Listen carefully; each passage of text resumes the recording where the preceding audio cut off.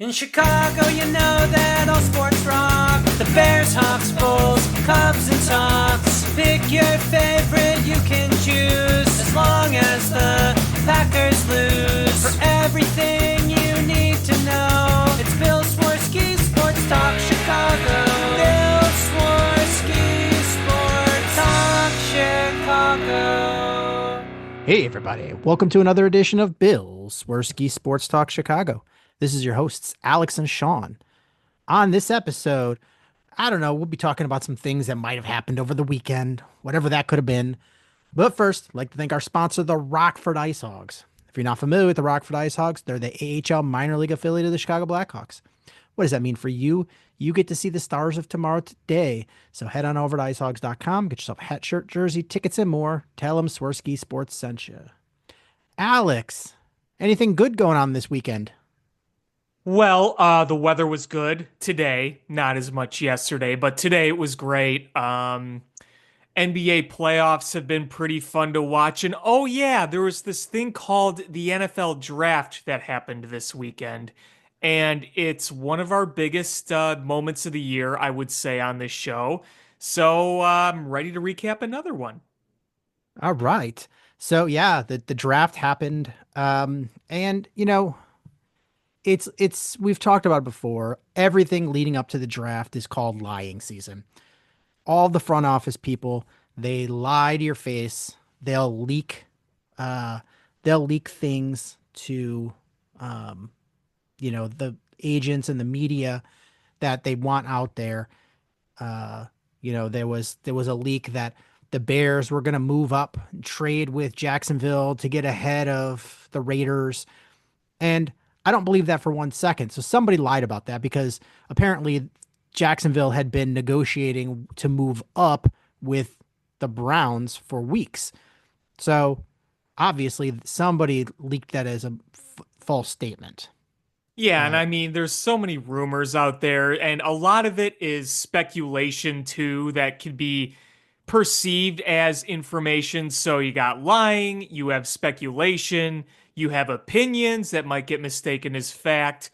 And remember this too, when you have a draft like this, where it's not star-studded, it's not like there's a group of 3 or 4 quarterbacks where you're like, oh, hey, these guys are going to go right away, not only because these teams need quarterbacks, but because these quarterbacks have the chance to be really, really good, depending, where they came from, what their college career was, what they project to be. With this draft, it's like, okay, you knew Cam Ward was going to go first. And then it was like, the next best player was probably Carter, right? Like just if you're taking Cam Ward out of the equation, would it be fair to say that Abdul Carter was probably the blue chip of this draft? It's Travis Hunter or Abdul Carter, Yeah, or depending on your Travis Hunter flavor. too. Yes. Yeah, those are 1 and 2, and then a huge drop off after that. Then you could Yeah. argue who was third, but it's those two. It was a 2-horse race. Ashton Genty, you could probably say was the third best in there, but based on the value of the running back position compared to wide receiver, cornerback, and edge rusher, it's a much different situation. So it's a 2-horse, a 2-player race, and neither one of those guys went number one due to how crazy in the need of quarterback teams are. Yeah, I mean, the Titans need a future quarterback. We knew that he was going to get taken first overall. Now, here's my overall take on this draft from a Bears perspective. And I want to see how much you agree, what you think maybe would be a little different in your view. But based on how this fell, because let's be real, there were things that plenty of people drew up, and it didn't happen that way. There were plenty of targets that I think would have looked good in a Bears uniform that the Bears were not able to get. I think that this draft in particular, especially, it wasn't likely going to be overly sexy. especially if you missed out on some of the guys that you wanted, like Ashton Genty, for example. Like if Ashton Genty fell to the Bears, I think there would be that kind of sexy, meatball-y Kool-Aid drinking feeling. But that just didn't happen. So I don't think I could sit here and say this draft was bad, this draft was terrible, I don't like it. I can't say I'm giddy, not because I don't think they made bad picks, but because I think the results just they weren't sexy, but they make sense. Like you see the fit that these guys have in what Ben Johnson is trying to do with this team. That's kind of how I look at it. You sense the okay, they know what type of players they want. They know what kind of assets they want. And even if it's not going to be a wide eyed blue chip type prospect, you could look at a number of these guys they drafted and say, okay, that makes sense. Ben Johnson, his offense likes this. Dennis Allen and his defense sees this.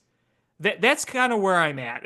What do you think? Do you agree, disagree, a little bit of So both? first I want to say is I'm looking at my final mock draft and I hit the first 7 picks. Good for you. And not I didn't get that swap, but the right order. So Cam Ward, Travis Hunter, Abdul Carter, Will Campbell, Mason Graham, Ashton Genty, Armand Membo. And I was very confident in all of those picks in that order. And then Carolina threw me for a curveball. New Orleans, I had no idea what they were going to do. And I picked Tyler Warren to the Bears because I was pretty sure, based on the way I thought the draft was going to fall, that they were going to go tight end.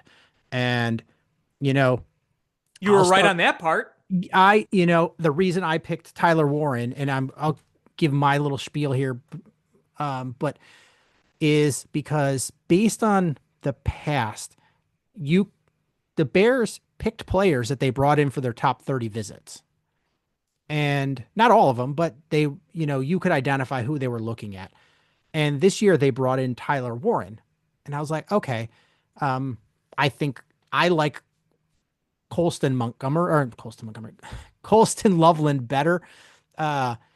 But they're different players. It's not like, oh, it's apples to oranges. One is a Jimmy Graham type and one is a Gronk type. And they're just two different players. But based on what Ben Johnson did, I was like, I think Colston Loveland would be better. But the fact that they brought Tyler Warren in, was like, okay, they'll probably take him. And he's, healthier currently. So it was like, that's why I chose that. But I was 90% sure that they were going to go tight end. But with that said, is I'm very happy with the Colston Loveland pick. I'm a Michigan fan. I've seen probably every game he's ever played in college, and I've loved him since day one. He's a really good player, and people will be like, "Oh, well, look at his stats compared to Tyler Warren." Again, apples to oranges. Is one was the sole focus of an offense, the other one was a running offense, and he was just the best option. He was the best receiver on a team that won a national championship. Yeah. Um, he was the best receiving option on a team that has won that beat Ohio State, who had 15 players drafted. hmm He was the best receiving option. Something like 3/4 of his passes or his receptions last year were for a first down. Like, Yeah, you look at the tape, it's impressive. Like, if you haven't watched Colson Loveland play, they picked him. I'm like, huh, okay. Because I was kind of on the Tyler Warren train, but I watched some of the tape on him. And, I've watched him play before, obviously. I'm an Illinois fan, so I'm a Big Ten fan. So, I've seen my share of Michigan football, but I'm not like to your extent where I'm like, okay, I'm watching this team religiously. But I did watch a bit more, of his highlights. And, he gets open out there, man. He creates separation. And if you can run two tight end sets and you have Cole Kmet and Colson Loveland out there, I think you can see some pretty good things. And there was some people saying, oh, well, does this mean that Cole Kmet's gone? I don't think so. no, just the opposite. Is this is you are going to run a 12 personnel a lot because Ben Johnson likes to run things out of a 12 personnel. So you have two tight ends out there. So it was the option of Cole Kmet and Durham Smythe or Cole Kmet and Colston Loveland. And I'm not going to crap on Durham Smythe, but Colston Loveland is a different player. He runs routes like a wide receiver. Mm-hmm. I mean, he runs routes, but he's like 6'6", 250. Like that is a matchup nightmare. Like that literally every draft analyst, when they saw the Bears picked him, the words that came out of their mouth were matchup nightmare. Because ask yourself, if you're a defensive coordinator, what are you going to do? Are you going to put a linebacker on him? Well, guess what? Unless it's one of a handful of linebackers that are good at pass coverage like that, he's going to make them look stupid and he's going to get wide open. Are you going to put a safety on him or a cornerback? Well, if so, odds are you probably don't have a safety or cornerback that's physical enough or big enough that he can't shield himself, and you can throw a 50-50 ball, and guess what? You're not winning that. And you could say, all right, well, we'll put a linebacker underneath and a safety over the top. Okay, sure. Double team Colston Loveland. Then you're going to leave single coverage to Rome Odunze, DJ Moore, and Luther Burden.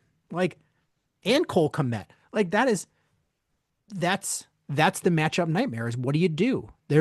Most teams don't have a guy that can cover him. Yeah, I mean, it's the more you explain it, the more exciting it potentially is. And I remember talking a few times on the show thinking, well, they got Cole Kmet, but maybe they could go another direction with tight end like they did in Detroit, where this ended up being you still got Cole Kmet, but you still got a key tight end in here where, remember when they drafted Sam Laporta in Detroit? That was after they got rid of, what was it, Henderson? What was the tight end's name? Hawkinson. Thank you, Hawkinson.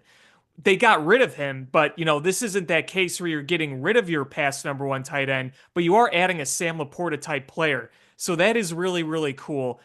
It's kind of funny. At first I'm like, okay. But then as the night went on, and the more I saw this film, and the more I saw the analysts talk about him, and the more people kind of put these scenarios together like you just put together, I was kind of thinking, wow, this is kind of exciting. And again, I don't think this is a holy crap, a franchise changing move on its own, but you see, wow, how this could work. Yeah, it is.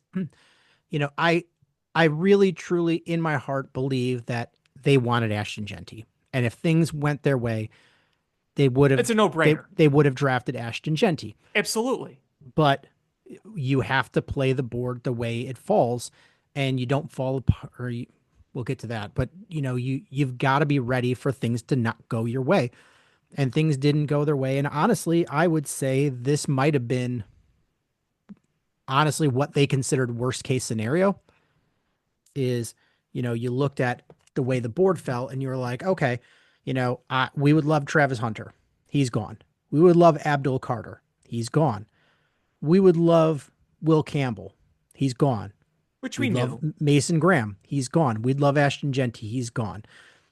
And I heard rumors that they liked Kelvin Banks, even though I'm glad about that one because I'm not that high on him. I think he's going to end up being a guard, but he's gone. So you're like, okay, then none of the other defensive players at that position I love that much.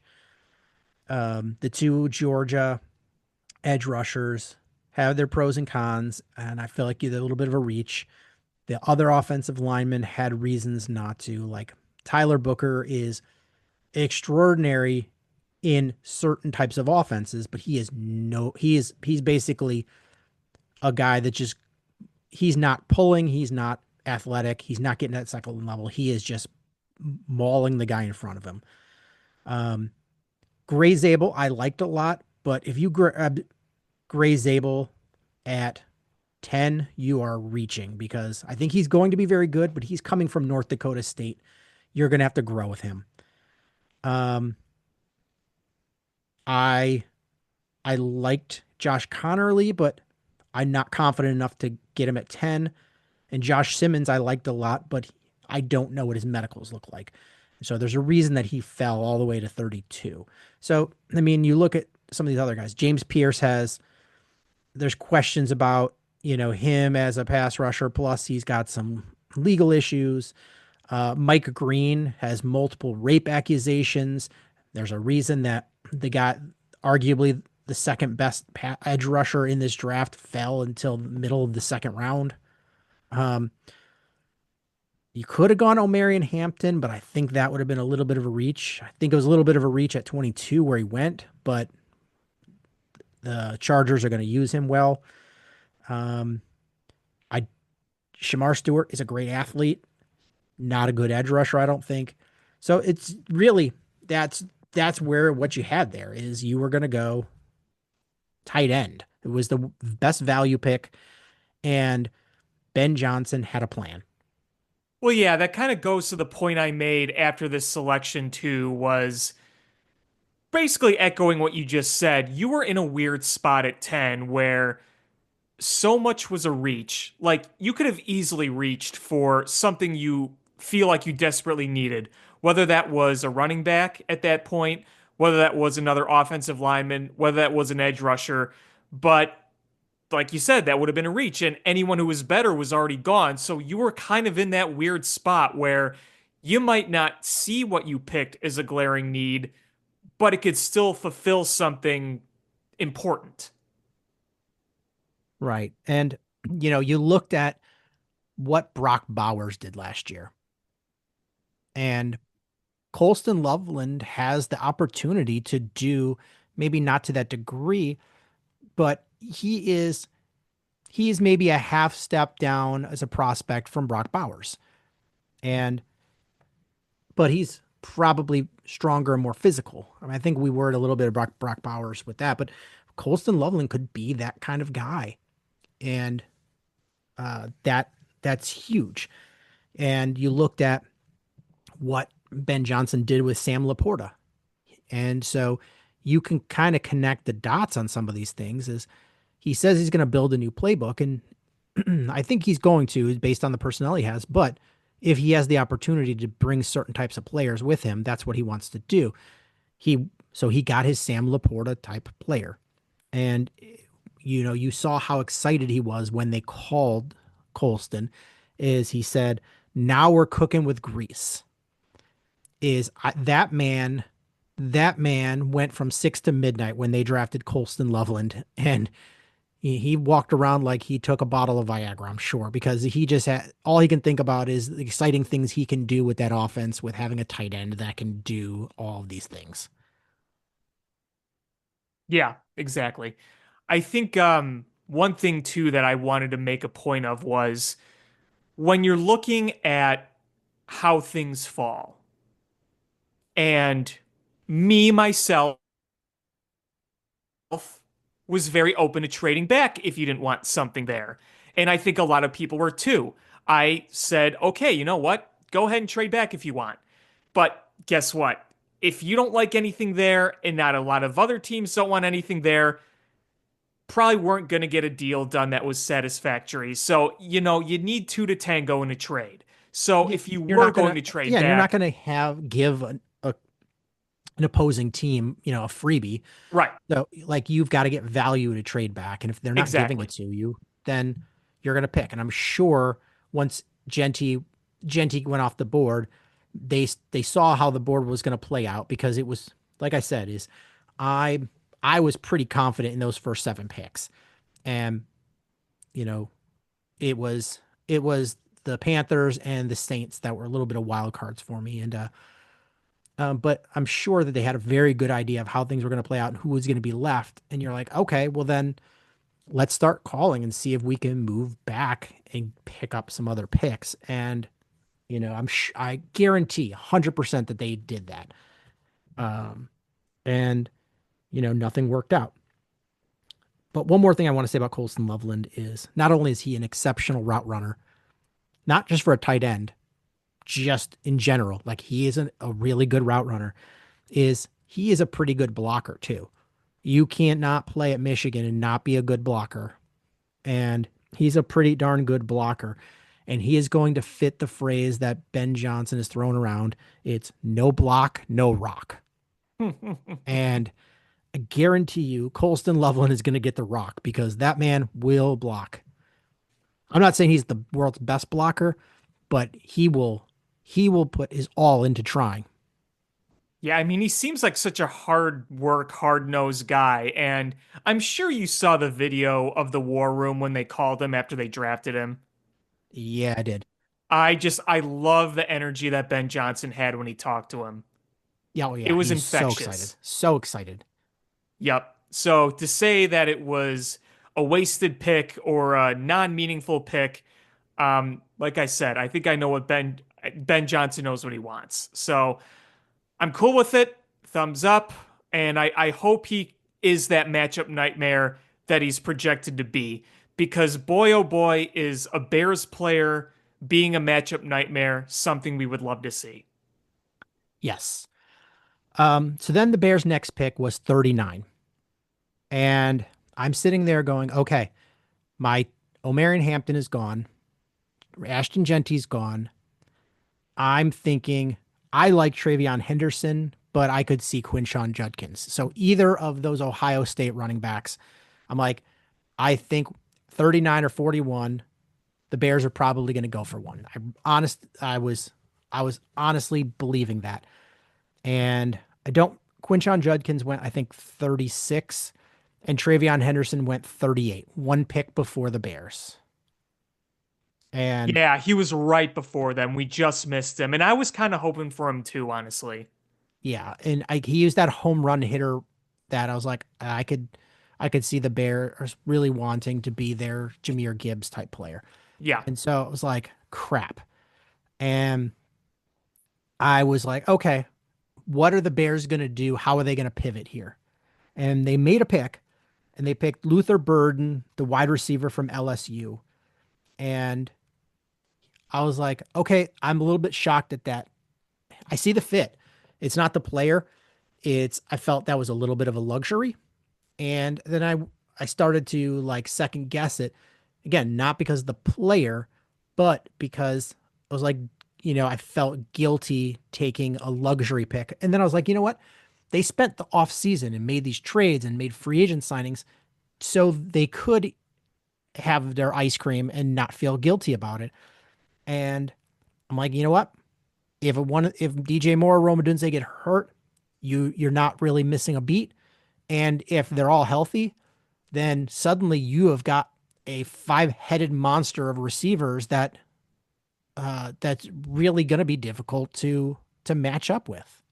Well, did you hear what Ben Johnson said after the draft and talking about how guys are going to get the ball? And he pretty much explained, hey, listen, as soon as everybody got to camp a few weeks ago, the thing that I preached was, it's going to be, kind of an all out go for getting those touches. Like, it's guys are going to be constantly in moving patterns and competing to get those rocks. And I think that's something we've wanted to see for a long time. And, you're adding another potential weapon here to add to that. Now, the one thing when I look at with this pick is yak. Yak, yak, yak, yak, yak. No, not botulism. I'm talking about yards after the catch because that is the value that you're getting with this guy here. He's not going to be a deep threat. He's not going to be an elite route runner, but boy, does this guy yak. Yeah, he is not a very good route runner, but this guy is special when you get the ball in his hands. And talked about with Colston Loveland is you got your Sam Laporta, and is with Luther Burden, you got your Amon-Ra St. Brown. Yes. And this guy, he ran a 4.440, big yak guy. He gets open in all three areas of the field. Again, not a good route runner, but he's so fast and he's so quick that he gets open. And he is just like a phenomenal player.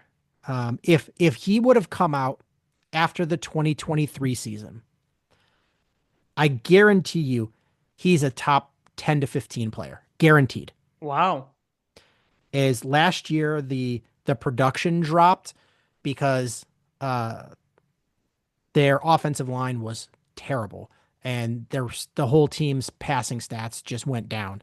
So he got, he was affected by that. Kind of like what happened to the Bears last year. Is would you say DJ Moore, wasn't a good player? No, he just it was a rough year.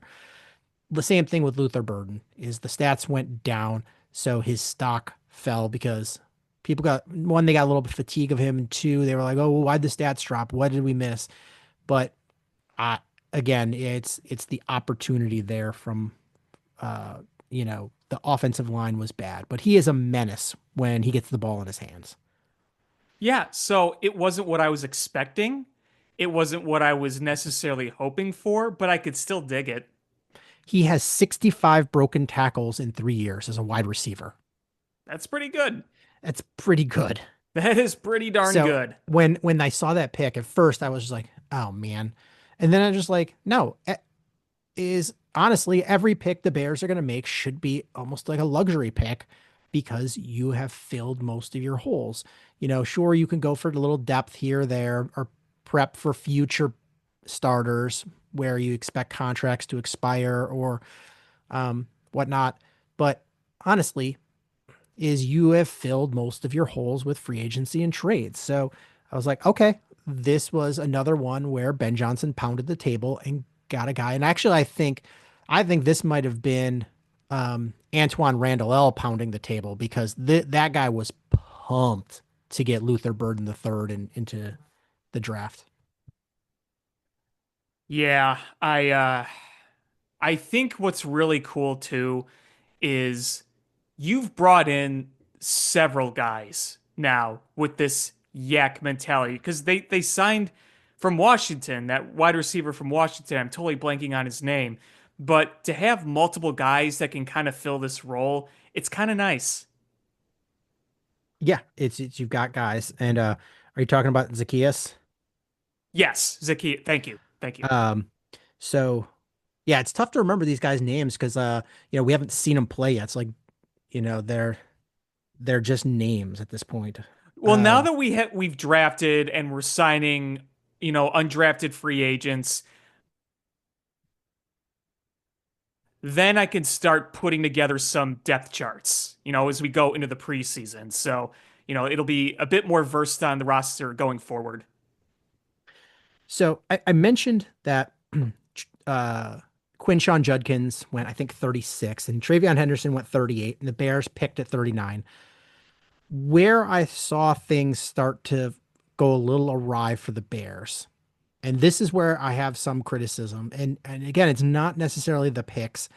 I think I think Ryan Poles got caught a little bit in maybe being, I don't want to say unprepared because I'm sure he was prepared.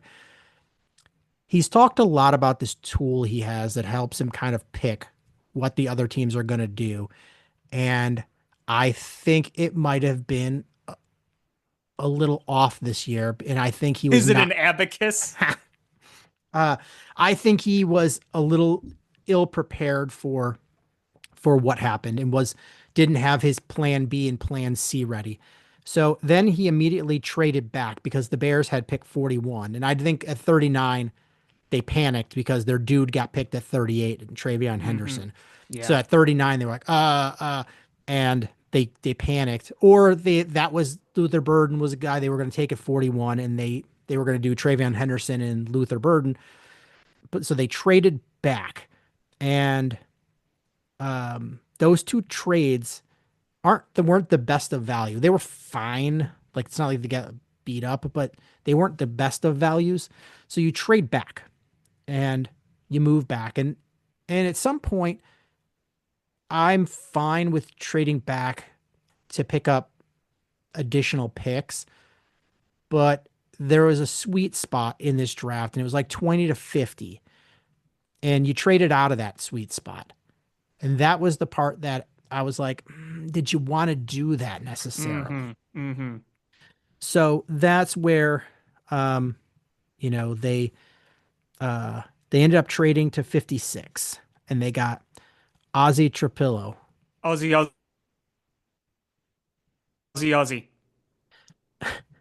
Um, and so he's an offensive tackle from Boston College. He's a big dude, 6'8", 316 pounds. His first year at Boston College, he played left tackle. In the last 2 years, he's played right tackle.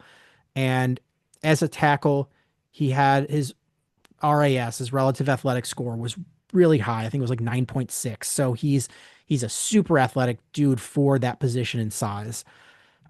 His dad played for the Saints many moons ago. Hmm.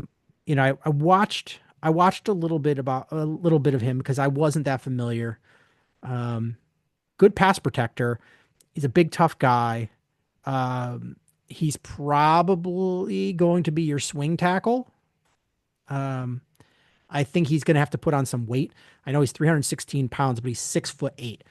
So I think he's going to have to put on a little bit of weight to be that dude.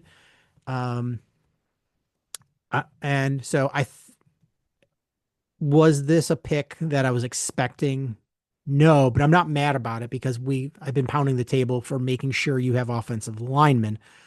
Um, but they picked a guy that's been mostly a right tackle. So, um, it got my question going, and I'll get to that later because I have a bunch of questions. But you know, that started my spidey sense tingling. I was like, okay, they just drafted with their second round pick. They just drafted a right tackle. Yeah, and for what it's worth, like you said, 1,467 snaps at right tackle over the past 2 seasons. Yeah, I mean, so watching the player, nothing wrong with the player, and this is right or, I mean, I heard, uh, you know, early to mid second round is where people thought he was going to go, and they get him in the late in the second. So a little bit of a value there, a position where you're like, okay, we would like to either upgrade at left tackle, and or prepare to not have to pay an average left tackle $20 million a year. Um, so you drafted a tackle, and then we'll get to the sides in a little bit. Um, then you've got pick 62. And this is where they finally went defense, and they drafted Shamar Turner, who's a defensive tackle from Texas A&M, 6'3", 290. This guy is a mean son of a bitch. Like if Did he you're kick a guy in the nads? he punched him in the nads with an uppercut. He dropped like it was like a Mortal Kombat move. He like dropped down to his knees and punched uppercut into the guy's Finish crotch. him. I finished the guy's ability to have kids. Um, but he's a mean son of a bitch. If you're gonna go have a rumble somewhere, you want this guy in your corner. He is aggressive. He's relentless. He's got a quick first step. And the first thing when the Bears took him, the first thing I said is because I've watched a lot of his tape.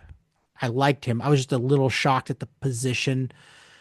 But I watched him, and all I could think of is this guy is a young Grady Jarrett, and he's going to learn from old Grady Jarrett. And I was like, this dude is going to learn from a phenomenal player, a perfect player. Yeah, I mean, you get more interior defensive linemen. I think you need to build up more of that. So I know you've made some moves in the offseason, but I can't complain too much about further beefing it up. Um, so I liked it.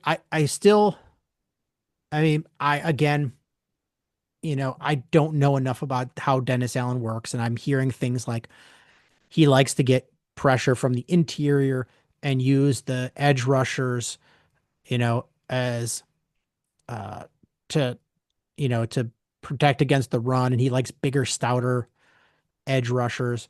So I'm like, okay, well maybe that's why they didn't go edge, but I was expecting an edge rusher, not the interior edge rusher or I an was interior too. pass I was rusher. too.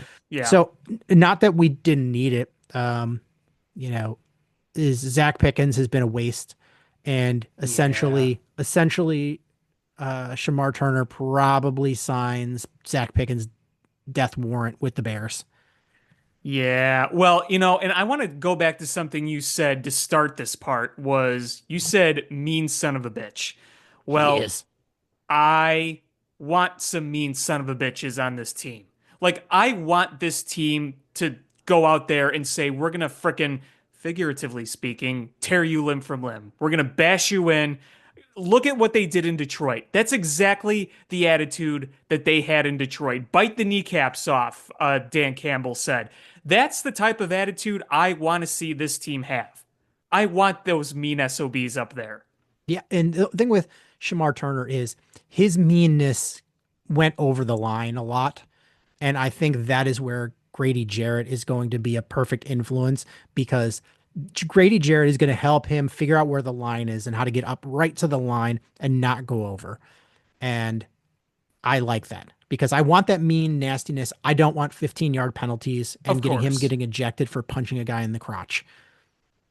You got to trust your coaching staff here. And I think that you have a coaching staff here that will command respect and will hopefully resonate. I don't know for sure, but you'd feel a lot better about this kind of pick this year with this staff than Mr. Hit's principle when you constantly saw lack of discipline and clearly whatever message was being sent, if there was a message at all, was not resonating on either side of the ball. We saw how bad the discipline has been over the years, Oh, it's right? been terrible. It's been laughable. So now you look up and down this staff, and I see guys that are going to potentially command a lot more respect, whether it's Ben Johnson, Dennis Allen, or anyone on that staff. Hell, when you have guys like Antoine Randall L. and you have Eric Bieniemy on the offensive side of the ball, like that right there, like those are the types of guys that you can look and say, they have respect already as it is with their reputations. Some of these guys, like Eric Bieniemy, have worn multiple hats. And on the defensive side, Dennis Allen is an experienced coach. He's been in this spot before, and so have the guys brought in. So I do agree with you, is that you can't let that quote meanness get out of control. But if you still play with that fire, as cliche as it is, you want that for a team like this.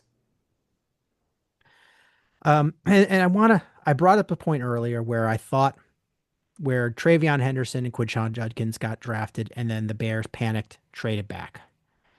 Happened again is I was like, I think I tweeted it out. It's like, all right, watch out for the Bears to take Bashal Tutin. You just And want to say his name. I love Bashal Tutin. And Bashal Tutin, so the Bears had pick 109. Bashal Tutin went pick 104. And Cam Scatabo, my true love, went 105. I meant to say my condolences because I know how much you talked him up, and I know that you were on speed dial to order a jersey if he came to the Bears, and then boom, right before they pick, he's gone. I kid you not, had the Bears drafted Cam Scatabo, the minute that Fanatics had that up, I would have been ordering a Cam Scatabo jersey. And the first Cam Scatterbo jersey goes to Sean Hopman. And what color did he order? All three. So the Bashal Tutin was 104. Cam Scatabo went 105. And the Bears had 109 and traded back. And again, I saw that is they identified players they wanted and went crap. All right, well, the next batch of running backs aren't nearly as good. So you're running out of opportunities. You're like, okay, but I don't want to pick them that early. I think it's an overdraft. We can probably trade back, get another pick, get a player, and then still be able to pick them up. And it happened again, happened a third time, is the Bears had pick 148. And Braden Swinson, the edge rusher, who was one of the last edge rushers I thought was worthwhile, went 146. Jordan James, the running back, went 147. And then the Bears traded back. And I think they wanted one of those two guys. Mm-hmm. And they traded back. And I think part of it was that they looked at their board, they identified a guy in that pocket, and there was not another player in that pocket. And they were like, okay, well, the next pocket is probably 15 to 20 picks back. Let's see if we can trade back. And they kept missing that window. And rather than pick that player a little bit and getting the guy they want and picking him maybe a little high, they missed out.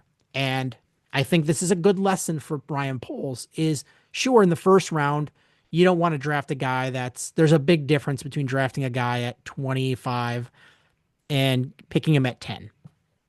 Right. There's a big difference there. But if there's a guy that you really want and you feel like he's going to be there at like 140 something and you take him at 109, I can live with that.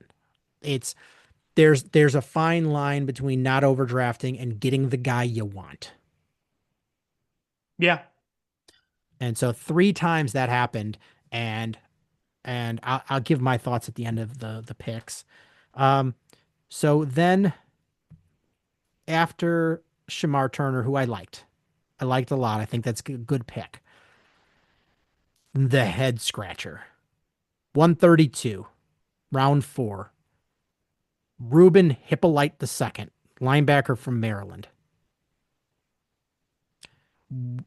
This was the most angering pick of the draft. This was I mean, I know they said they wanted speed at linebacker. This was a bad linebacker class. And you just picked a guy who happens to be fast, but not that good. So I'm guessing you really, really, really thought he could be a good special teamer because otherwise this was an absolute wasted pick, I think. Yeah, I know there was a lot of head scratching here, and the speed does intrigue me. I mean, I know Dennis Allen has his way of doing things, but yeah, I mean, when I saw this pick, especially when a lot of projections had him going much later, I was too scratching my head a little bit. Was I furious? No, but I was like, okay. That was kind of my reaction when they signed the guy from Indy, where, you're trying to get pass rush and the sack numbers haven't looked very good. And you're kind of just like, okay, maybe we'll see. I don't know. Yeah, this one just kind of shrugged for me. I don't know. Yeah, I didn't love this one at all. I really disliked this one. This one, if anybody says I'm a Ryan Poles apologist, they can point to this one. And in the 4th round, this guy, I think Lance Zerline might have said he was a 4th or 5th round pick, but I think everybody else looked at him as an undrafted free agent. And you picked him with pick 132. I thought that was there was other players on the board. I was very upset with this one. But then little redemption at pick 169 in the round 5 is they picked Za Frazier, cornerback out of Texas San Antonio. He's 6'2". He's fast. He's long. He's athletic. The guy ran a 4.36 40. And he's only had 1 year as a starter, but he made good work of it. I think he had 6 picks. He's looks good, and he's filling a role that is going to give him a chance to learn. When they didn't re-sign Jalon Jones, I was like, okay, if they brought Jalon Jones back, I'm really, really happy with the cornerback room. But now you have an open hole, and it is a very small hole because it is that low depth chart. Yeah. You have to have disaster for that guy to have to come in and play a lot. But, it gives you a little bit of angst because you want to shore that up. And I think this guy can make the roster, be on the team practicing, and not have to see action and just get to learn. Because And you got some great guys to learn behind, whether Yeah. it be Jalen Johnson or Kyler Gordon. Yeah, and he's a little bit older. He's 25, and his hips, he's got a little bit of stiff hips from what I watched, but he's so fast that he can make up for that. There's not very many wide receivers that are going to blow his doors off because the guy, it's not just track speed. He's got speed on the field too. But do his hips lie? And one more thing I want to say about Luther Burden is I know people are like, oh, the guy the Packers drafted had a faster 40 time. If you look at those like computerized measurements of how fast guys ran, how many miles per hour on the field, is Luther Burden ran over 2 miles an hour faster than that dude in games at any point during the season. Hmm. So Luther Burden's fast on the field. Um, then they picked Luke Newman, pick 195 in the sixth Now, round. Uh, Newman. Uh, he is 6'3", 312 guard out of Michigan State. I watched him and there's nothing flashy. He, but he did play really well against Mason Graham, the defensive tackle for Michigan, and a couple of other guys in the Big Ten, like the Ohio State players. Like he played well. He held his own. He's a 4-year starter at Michigan State, so he played big time college football. So I think he's one of those guys that he's probably going to be a long term depth, but you need young cheap depth, and I think that's what he's going to be. So yeah, I was short not of unhappy. depth. Yeah, Yep. I was not unhappy about that pick. Nothing flashy at all. It was like the least flashy pick, but I couldn't find anything like amazing about him, but I couldn't find any big flaws either. And that could be the making of a good depth guy right there. Yeah, he's a big strong guy. Um, and then their last pick was Ryan Poles going, fuck you guys, here's your running back. We Yeah, got no. Kyle Monungai, at pick 233 from Rutgers. And I'm not gonna lie, I kind of like Kyle Monungai. There was a lot of good running backs in this draft, and there was a lot of different styles. He is not fast, but he's really quick. And he is like he gets through those or identifies those holes and he gets to the holes. And he was very productive for a Rutgers team that has to go up against buzzsaw, Wisconsin and Penn State and Michigan and Ohio State and Iowa every game. And he plays for stupid Rutgers and he had really good production. So, Kyle Monunga is not a guy that you're just like to pick 233. I really think he can be a contributor. What did Rutgers do to you? He plays for stupid Rutgers. Yeah, apologize to any of our Rutgers fans out there. Well, here's the thing: is it so it is spelled Rutgers, Rutgers.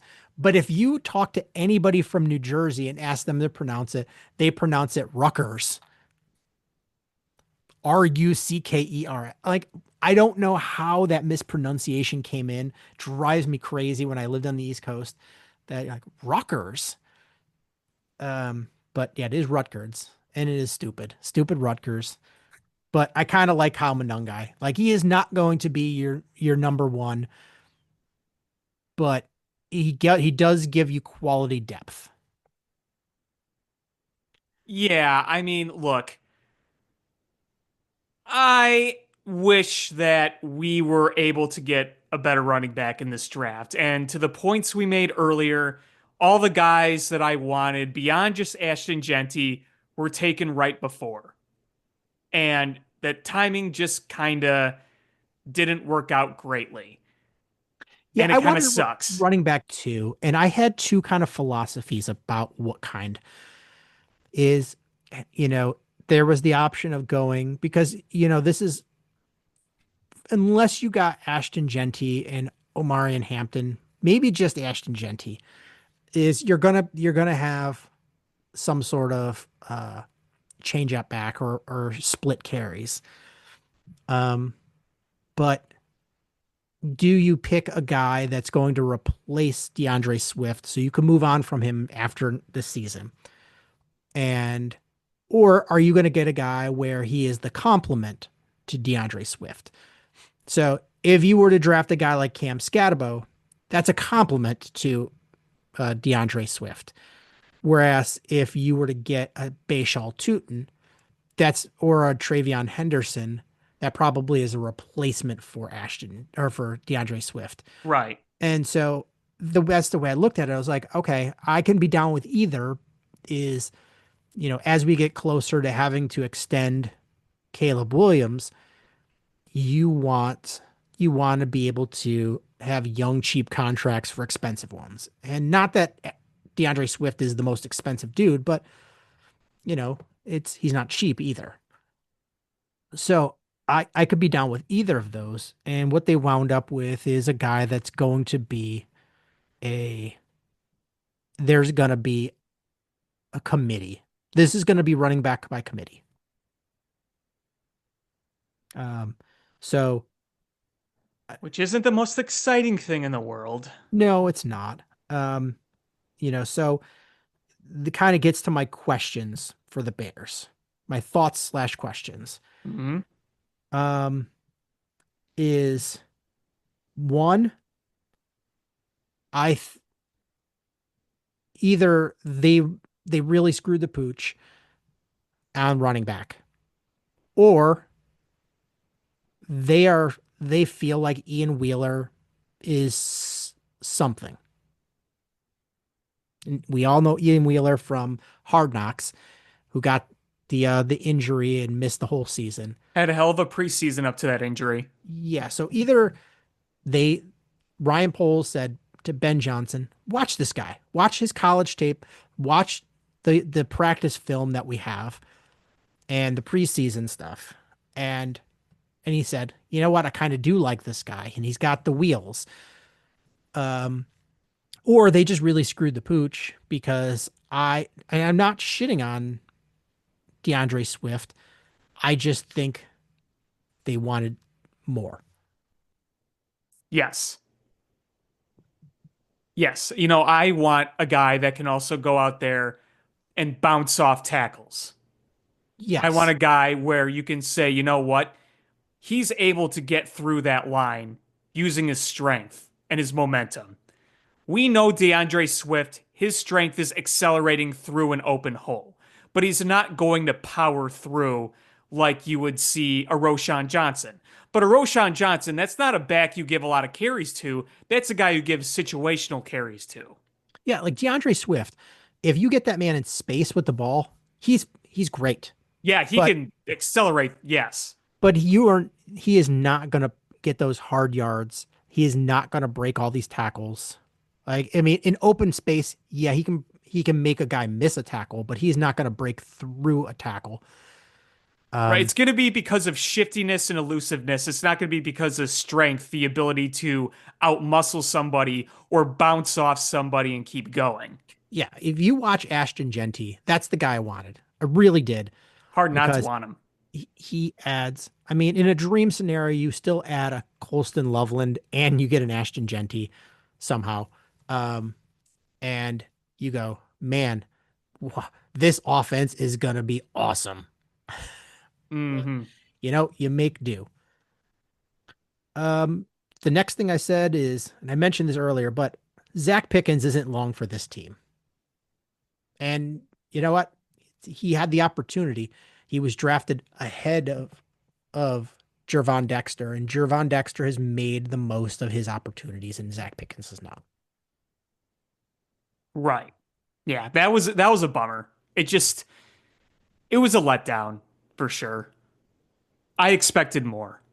I think everybody expected more. Um, I wrote this team must be pretty high on Austin Booker's upside.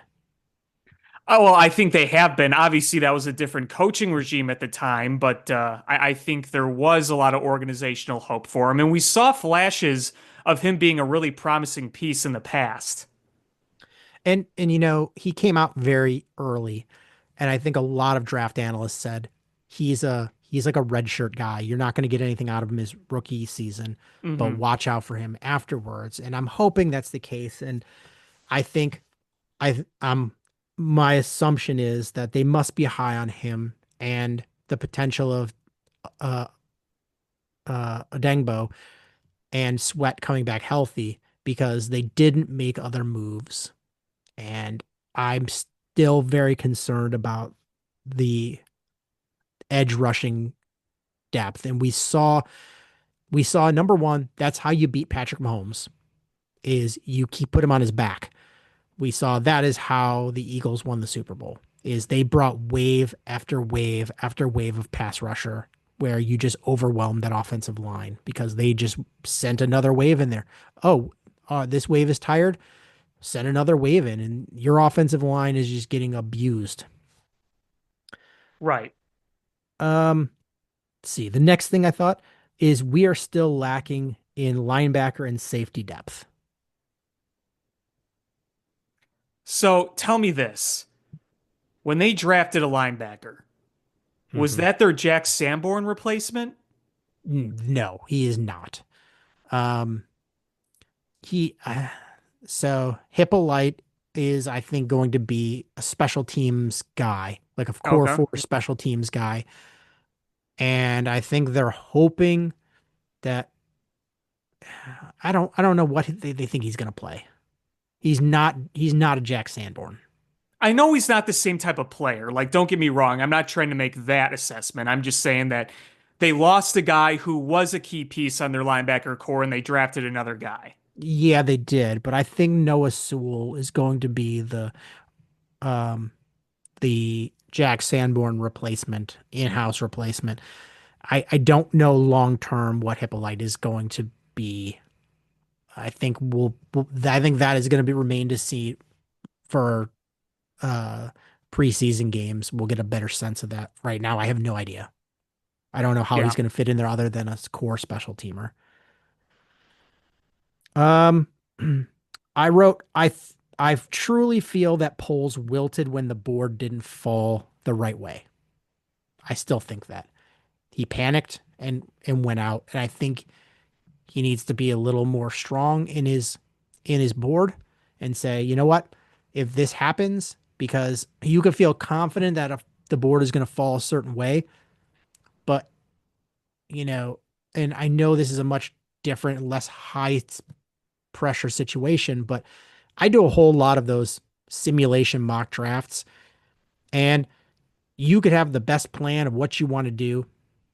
And when the board starts not falling the way you want to, you panic. You really do. Even a stupid word does means nothing. I could just hit refresh and go back to the beginning. Um, when it starts falling the way you don't expect, you start panicking and reaching on guys. And I think he needs to be better about going, all right, no, no, no. We feel confident in our board. We're gonna do this. And I think they were so focused on a smaller number of this is my opinion here. I think with Ben Johnson and Dennis Allen being part of this team, they had a smaller board than past years. I think they met a very focused board, and when players fell out of the window they were in, they their board wasn't as robust enough to fill in the gap with other players of similar standing. They had to trade back and kind of go next pocket of players. I don't think that's an unfair assessment. And, I think to your point before, it's not like they made a ton of bad decisions, I don't think. I can be happy with a number Oh of the yeah, guys they took, but like I said, there were better scenarios out there. there was better scenarios. I don't, other than Hippolyte, I'm not upset at any of the players they got. I think most of them are either right on target they are, or they got some value there. And uh, so I'm not unhappy, except for one pick. I'm not unhappy with any of them. Am I in love with them? Could it have gone better? Oh, yeah, sure. But I'm not unhappy with them either. You know, it's like, I don't know. It, you send somebody to the store and, you know, they're like, oh, I got Pop Tarts. And you're expecting cherry and they got strawberry. And you're like, I really wanted cherry, but I'm not going to be mad at strawberry because it's pretty good too. just Yeah. not what I wanted. Right. Right. Yeah. Again, Um, the analogies. Here come the analogies. I love it. my wife can hear me record from like another room, and she came up and she's like, "What the hell were you talking about last week?" And I was like, "I don't know. I was kind on a roll." You were really on a roll last week with the analogies. My next thought I had was Ben Johnson brought in his Sam Laporta and his Amon-Ra St. Brown. Where is his Jahmyr Gibbs? Yeah. Would be nice to have one of those. Yeah. Next thing I wrote is I don't love the running back, linebacker, safety, or guard depth on this team. I don't either. I wrote, Hopefully, you find something in free agency, undrafted free agency. But yeah, I'm with you. I wrote, we need more pass rush from the outside. I wrote, Yes, uh, O line still makes me a little nervous naturally. because honestly, again, it is this team will live and die by the offensive line. If that offensive line plays halfway decent, it's middle of the road offensive line. It is ranked number 16. This team can do special things. Hmm. If that line falls apart, has injuries, never gels, we will not see this offense cook. Right. Um, I wrote based on some comments that I heard Ben Johnson make, and based on the Ozzy Trapillo pick, I wrote Darnell Wright to left tackle question mark Hmm. because he has played left tackle. Ozzy Trapillo has also played left tackle, but do you want a rookie to being your left tackle? But listening to Ben Johnson talk, he said they haven't assigned sides yet. They'll do that when they uh they meet for OTAs.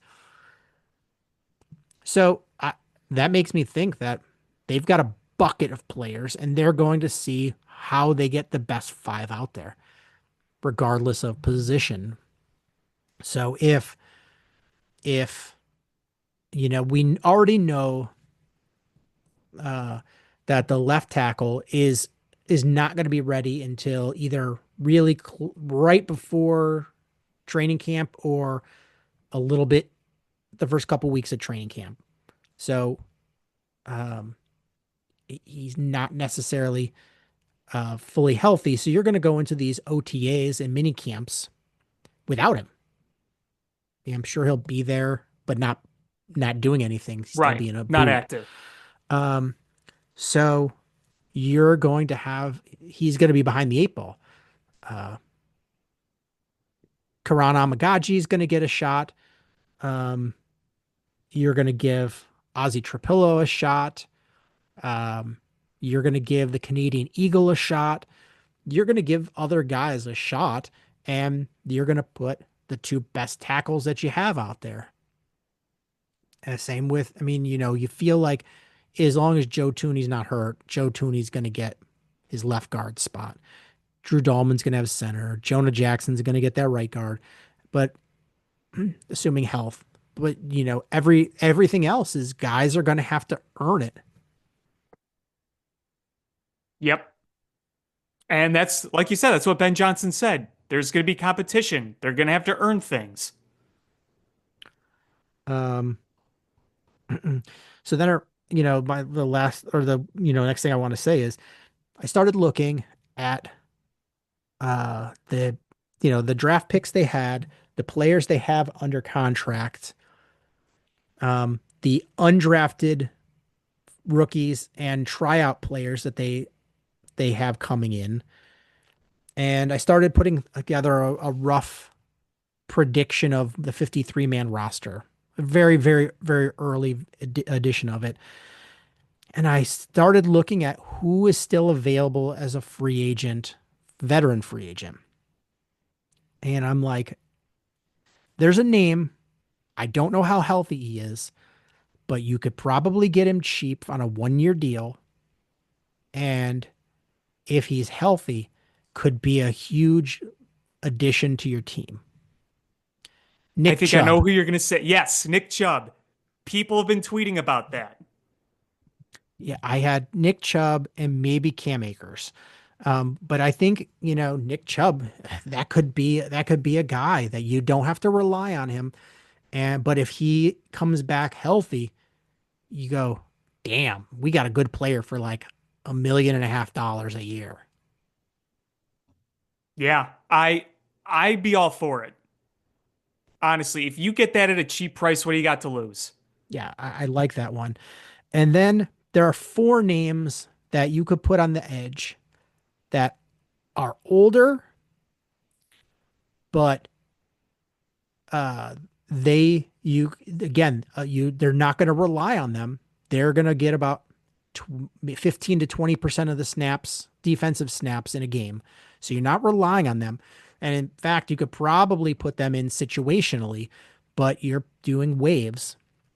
It's four names: Von Miller, Matthew Judon, Preston Smith, Zadarius Smith.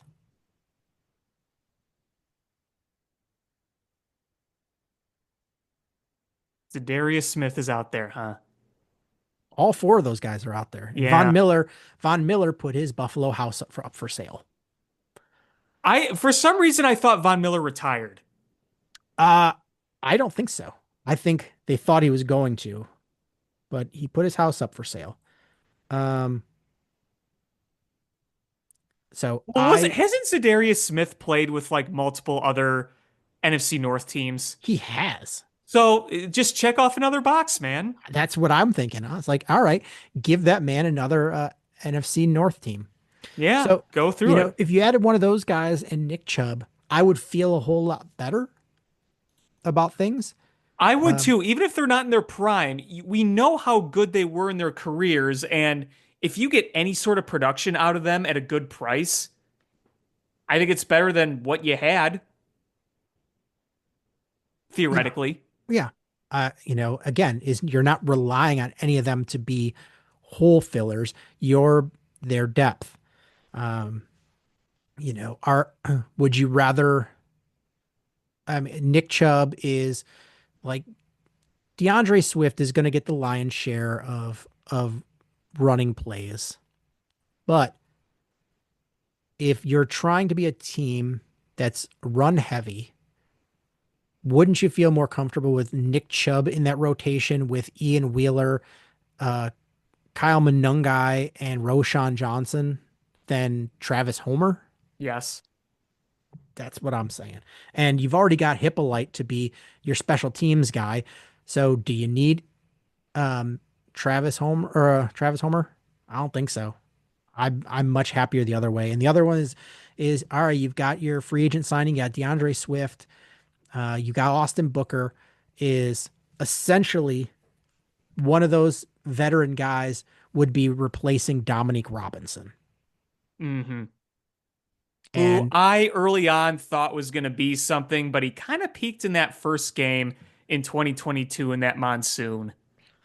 yeah, so I don't, again, I'm not asking those old men to be something special. I'm asking them to be better than Dominique Robinson. Yeah. Essentially, yes. Um, so I quickly want to go through the undrafted free agents and camp invitees that they have. So Mm-hmm. they have a lot. Um, they have a spot for one more undrafted rookie. So you're allowed to have up to a total of 80 players. So the Bears had 10 spots that they could have brought in a guy. I just see 9 so far.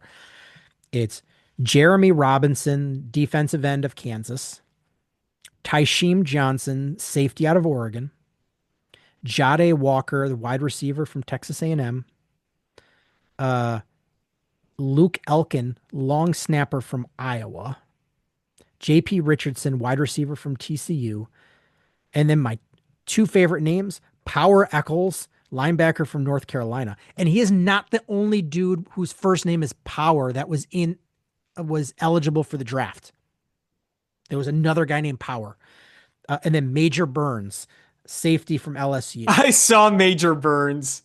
And then Xavier Carlton, defensive end from Cal, and Jonathan Kim, kicker from Michigan State. And the camp invitees are Sebastian Paris, guard from Eastern Illinois, Michael Batten, linebacker from Houston, Jalen Bailey, defensive tackle from Coastal Carolina, Cole Nelson, defensive end from Virginia Tech, and Gio Paez, defensive tackle from LSU. There's two guys in this, maybe three guys in that undrafted group that I think have potential. One is Xavier Carlton from Cal. He is the size kind of guy, edge rusher that Dennis Allen likes. And he was good at Cal. I think if there was an eighth round to the draft, he would have gone in that. He was one of those late round kind of guys. I think he's got potential.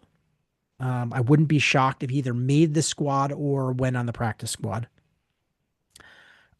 Luke Elkin, the long snapper, is, our longtime long snapper was hurt last year, so we went with Scott Daly, and he was fine. But again, you're looking, if long snapper is, you don't need to do that much. You only notice a long snapper when they make a mistake. Right.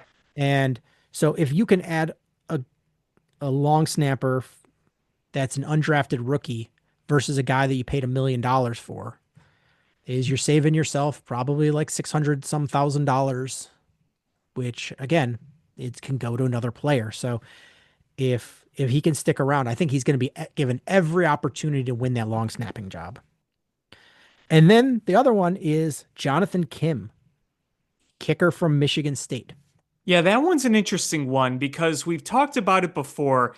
As good as Cairo Santos has been in terms of accuracy, we know that he doesn't have the strongest legs. So kicks over 50 yards are a bit questionable for him. We've seen a number of times where 35 or 53, 54, 55 yarders will fall just short. It's on target, but just short.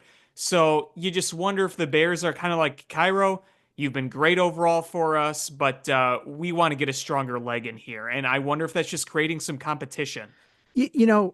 So Cairo Santos was great because we were in such a bad kicking situation that he was the savior, the rescue. And he just needed to be not terrible.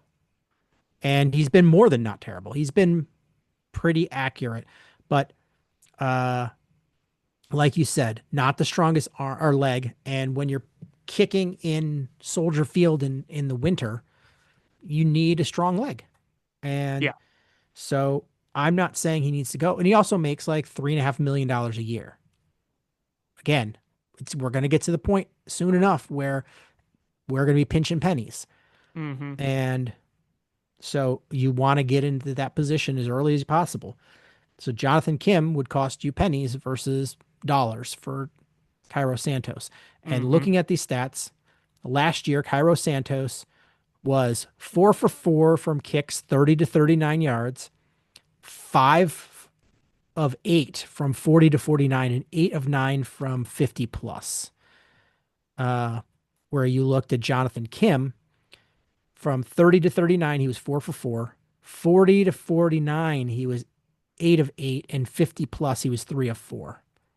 And his long was longer than Cairo Santos. So I'm perfectly okay with them bringing competition. And I think this was a good way to do it, is you didn't draft a guy, because I think that's when you're serious about. I think, you come in here and you go, all right, you always bring in another kicker, but I think you go, but if you draft a kicker, that assumes he's going to be the dude, and you sort of burn that bridge a little bit with Cairo Santos.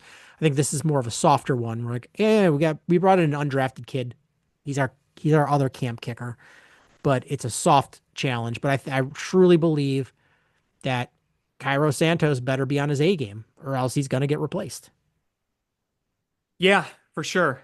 And I know that even last year, probably the biggest moment for Cairo Santo in terms of the strong leg is the blocked field goal to try to win it against Green Bay at home because they knew how the Bears are going to kick. They knew the trajectory and they were able to block it. So, and we saw games in the past where it was, I don't know, against Philly a few years ago in 2022. I'm sure you remember this. It was maybe like a 49-48 attempt. Like it wasn't quite 50, I don't think.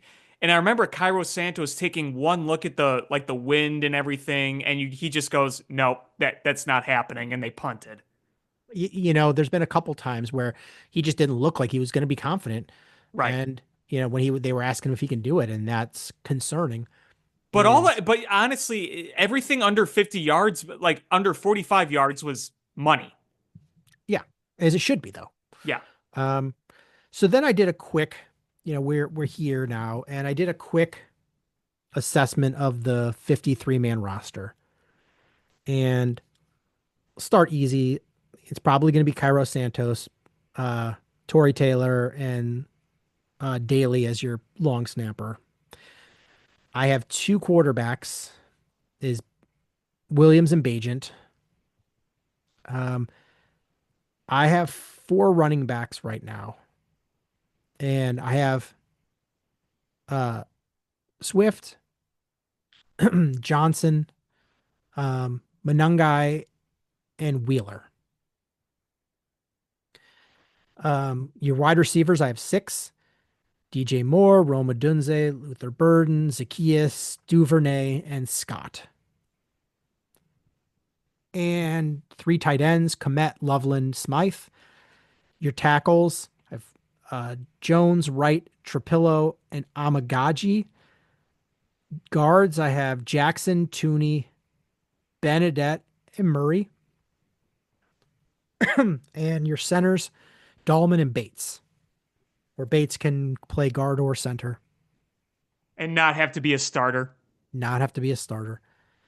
Um, Defense, I have five linebackers: Edwards, Edmonds, Sewell, uh, Agban Bamiga, and Hippolyte. They have the hardest linebacker names to pronounce. I'm about to start calling them by their numbers. Four defensive tackles: Jarrett, Dexter, Billings, and Turner.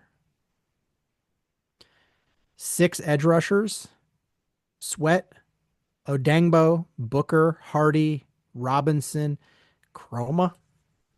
Don't love that. Maybe they do 5 and 5. We'll see.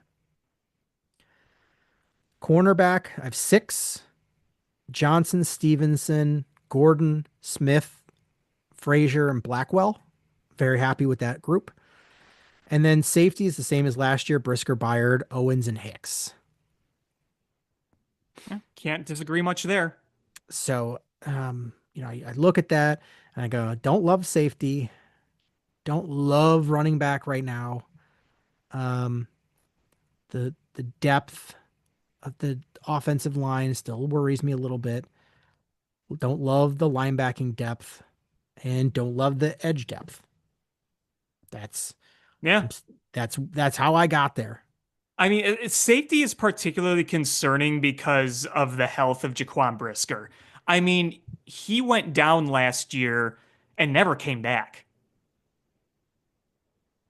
Yeah, I mean that's true. It's very much true, and that's very concerning. Um,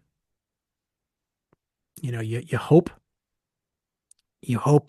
he's healthy, because healthy Jaquan Brisker makes this defense a lot better. Yes, it does. And we just don't know. I mean, obviously the expectation is that he's going to play and everything, but we just don't know how healthy he's going to be. Yeah. And Bird is older. How healthy is he going to be? Don't know. Right. So I still think they have work to do, but things are starting to come together better than they were last year. Yeah, I mean, you have a little more depth in some areas, lacking in others, but we'll see what other guys they sign, who they're able to bring in. Um, because I think, you're not going to solve all of it, right? You're just not going to solve all of it, but maybe you can help patch a few things in terms of depth in some of those needed depth spots, especially if you go after some of those veterans you mentioned. Yeah, I mean, there's still veterans out there. Um, so you have the opportunity. And again, more and more of these last several years, you're seeing undrafted guys make rosters. So, you know, there's a possibility that some of these guys could make noise. And like I think Jonathan Kim, Luke Elkin, Xavier Carlton are three people that have legitimate shots to make this roster right now. Yes. Um, and other guys are going to be, especially the safeties, Johnson and Major Burns are going to be given every opportunity. Major Burns just sounds like Mr. Burns gave himself a military rank. Major Burns. Mr. Burns, it is Major Burns. It's Major Burns. Uh, so yeah, I mean, we it was a it was a weird draft. It was an absolutely weird draft. Yeah, I think that's a good way to describe it. And it's funny because, did Cam Ward like, all right, if I was Tennessee, yeah, I probably take Cam Ward at number 1, 2, because you can't unless you were really positive about next year because is their quarterback. If you start him this year, he's going to get you the number 1 pick next year too. He's that bad. Um, and you roll your dice there. But, but then you look at a historic, um, you know, quarterback class like last year. And where does Cam Ward, um, where does Cam Ward fit in there in that class? Differently. I mean, Very you know, differently. yeah, Not to significant. say that he can't be good or be better than some others in that class, but in terms of where they're drafted, Yeah, is okay. Here, just quick. Would you draft Cam Ward over Caleb Williams? No. based on right now, no. No, no. Like had he come out last year, Cam Ward come out last year, but he was the same player. He was just like you moved everything a year earlier, not based on his 2023 stats coming out, but based on his current stats, and you stack him up with the quarterbacks from last year's draft class. You're not drafting him over Caleb Williams.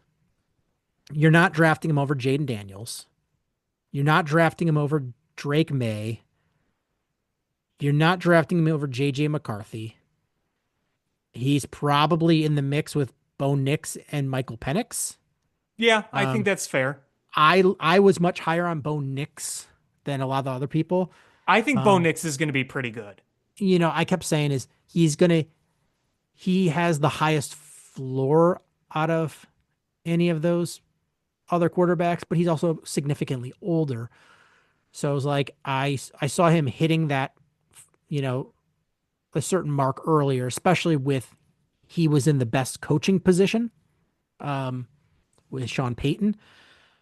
So I probably would have had Cam Ward as the 1, 2, 3, 4, the sixth quarterback ahead of Michael Penix. Yeah, fair. So weird draft and next year is a possibility where Cam Ward could have been the fifth or sixth quarterback next year too, depending on who comes out. Um, and then the Shador Sanders show. Yeah, that was the talk of the draft. Let's be real. That was the biggest storyline by a long shot. And here's my take on it is I know people are, whoa, it was, they're blackballing him and this is racist. And I will be like one of the first people to call out racism, but I don't see that. I think people looked, they had concerns about his game, and they also saw, from what I hear, the interviews were terrible. Yeah, the interviews were, from everything we heard, the interviews were not good. And I wasn't part of them, but if teams, there's going to be teams that right off the bat say, we don't need a quarterback. And then there's going to be other teams that are like, we don't want a distraction. And I guarantee the Bears were, but for both of those reasons, we're out. He's not on our board. We're not drafting him. So no matter how far Shador Sanders fell, I don't think the Bears would have drafted him. Oh no, God no. No, no, And no, no, no. yeah, even if he fell to the seventh, No. I don't think the Bears would have drafted him because they do not want that distraction, and they definitely they've got their dude. Um, so there were some teams like that were just off the board, and there's some teams that are just put off by some of the antics um and things, and just what, hey, we don't need another headache to deal with. And the NFL, if they think you can win them games, they'll put up with headaches. But rookie quarterback, that there's questions about his game, and people are like, well, look at guy completed like 70 some % of his passes. Quinn Ewers had a really good college career and went further in the did better than Shador Sanders, took his team further, and he went in the seventh. Mm-hmm. Um, Will Howard won a national championship. He went in the sixth. So guys got drafted that were very good, get very good careers, got drafted afterwards. So it's teams go, all right, first 40 picks. If we identified a guy that's in a first 40 picks, he's a guy that could be our starter for either this coming year or long term. And if you're not in that, then they're just like, you know what, we're drafting other positions where the guy can come in and be an impactful player. And there was a lot of people that had Shador Sanders just from the talent wise as outside that top 40. And so I could see a team going, you know what? Do I draft a running back or a wide receiver or a linebacker or an edge rusher that's going to come in day one and compete for that starting spot, or a quarterback who is going to be a distraction and come in and be backup quarterback? It's trying to maximize your draft strategy. He got drafted. So he was one of the top 150 players and he got drafted in a weird spot where they've got Joe Flacco, who's the former Super Bowl MVP, but he's 40 something years old. You got Kenny Pickett, who was a first round pick a couple of years ago and just got traded for. You drafted another guy ahead of Shador, and then you draft Shador. And you know what? People are like, oh, the Oregon quarterback, is he better than Shador? No, but he had a pretty good season too. And you look at these guys, when you draft them in the fourth, fifth round, you're drafting them to be backup quarterbacks. That's the expectation. And so you look at a guy and you're like, do I see him being our backup quarterback? Does he have the mentality to be able to handle not playing? And I don't know if I see Shador. And, that's not a knock. I mean, I would probably not be happy if I wasn't playing. But there's guys that are like, you know what? I know what I can do, and I will go out there and practice in the reps I have. I'll play when I get a chance, but I'm going to take the paycheck and be content. And I think there's a certain type of player. It's like, it's a certain type of mentality that you got to be able to turn it on and off that competitiveness. And I don't know if I see that in Shador. And but he's got the opportunity now. He was a draft pick. So he's going to go in and he's going to have to beat out everybody. And it's a spot where there's a lot of guys, but he's going to be given the opportunity. Yeah. I mean, that whole room is quite something over there in Cleveland. I I kept seeing this Family Guy clip where No, not you. Not you, Deshaun not Watson. you. I know exactly what you're talking Ah, about. I laughed so hard when I saw that. Um, I fully expect Kenny Pickett to get cut because he's not good. No, he's no. Um, I and Shador should beat him out, and it's gonna be him versus I fully expect at least to start the season, Joe Flacco is going to be the guy because we saw him do good things last time he was in Cleveland um, with that coaching staff. So it's going to be him versus the other draft pick of who's better, and and he's going to have to show that he can play backup minutes and make the best out of the snaps that he does get.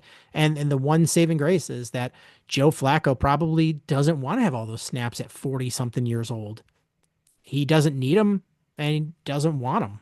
He's gonna save those snaps for the game. So you're gonna have the actual. You're not gonna be competing with your like a Caleb Williams needs all those snaps because it's a new offense. He's young. He's got something to prove, and he's gonna get all those snaps. Joe Flacco does not need those. Yeah, and he can get a little extra money too. So Shador's going to be able to get those extra snaps and he's going to have to earn them. Right. But I feel bad for players that didn't get talked about because they talked about Shador nonstop. Yeah.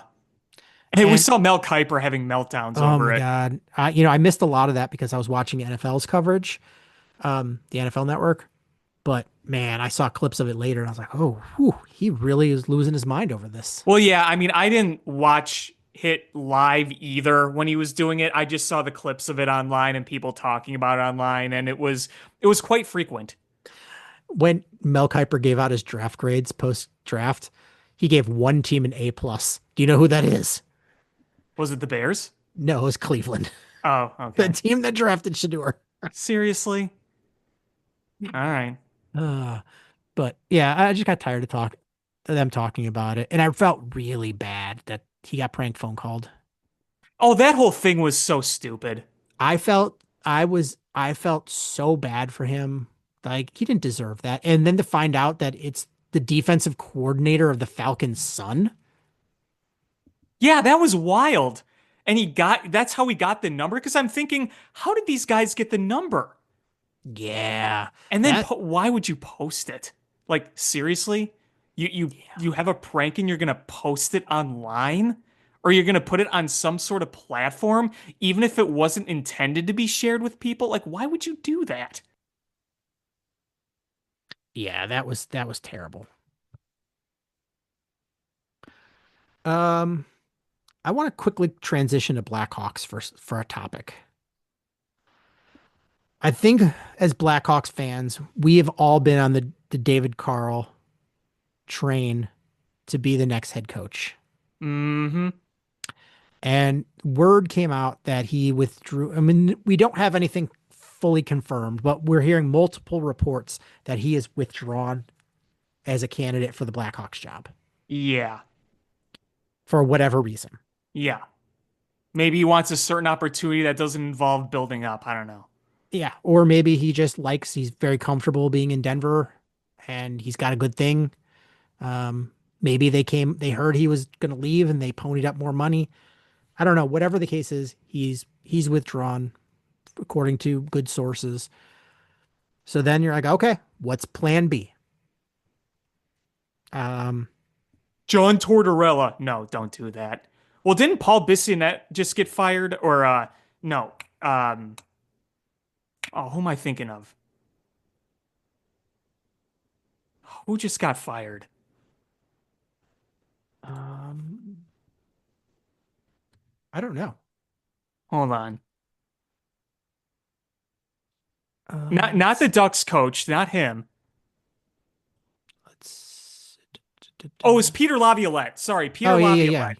yeah. I The saw that. former Flyers and Predators coach, I believe.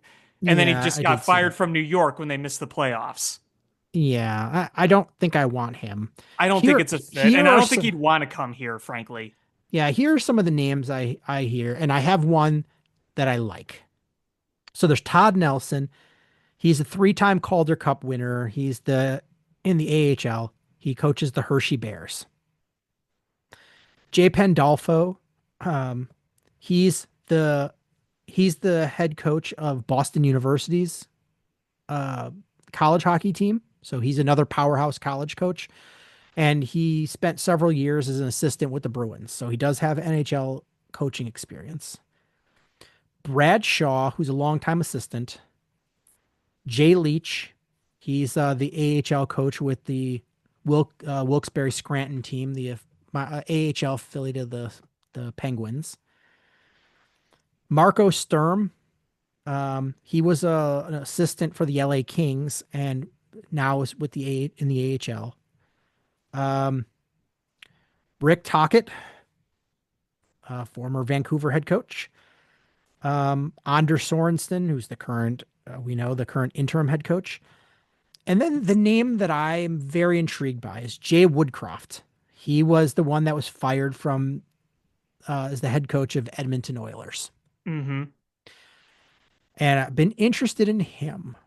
And so I have a friend that's a diehard Oilers fan. He's a big hockey guy. He lives in Canada. Actually lives in Winnipeg, which is weird, but he's an Oilers fan. But so I said, I texted him this morning. I was like, what are your thoughts on Jay Woodcroft? Quote, awesome coach. Never should have been fired in Edmonton. Great with young players. Okay. So that's the guy that I'm leaning towards. I think for him, the expectations are going to be a little lower. Like they didn't win with Edmonton, and he had the rough start the next season, and they just ousted him quickly. He's going to have a little more time to get settled in with the Blackhawks because it's such a young team. You're going to all be learning together. But I think that could be a good position for him. That's an interesting one. And it's an experienced guy. Yeah. So fingers crossed that we get somebody in here that's just awesome and can grow with this young roster.